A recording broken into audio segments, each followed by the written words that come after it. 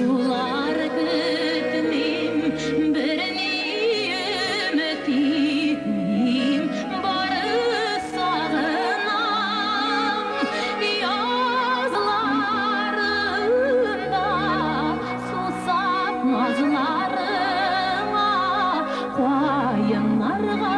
barıp sarılam yazlarında susap nazlarıma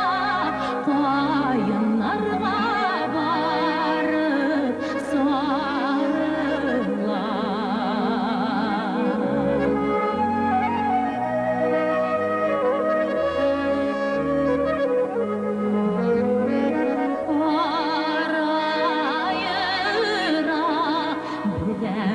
Anılın barım, tidini da alayım, barı yaratan şeylerinde üzerimin özü, yüreğimin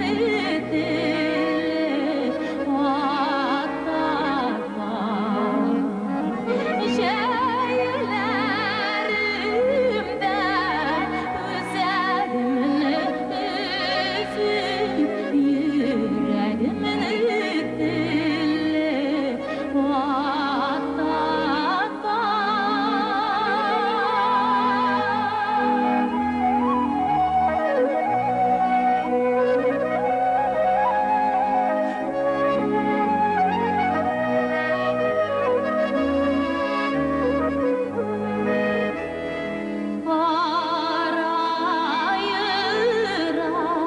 Sensiz attan tanda yıraklığın ağlar sızar yüreğim yanlarımda bulsan şu şıtiklim sime sirim sine sigenim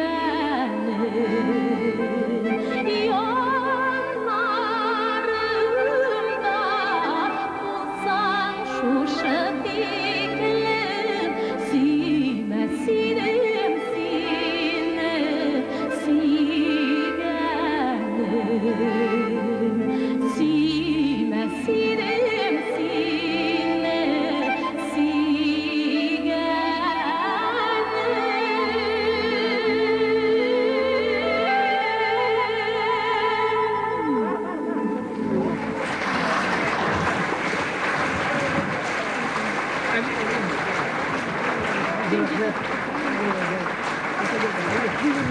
Алмаз Имаев автор.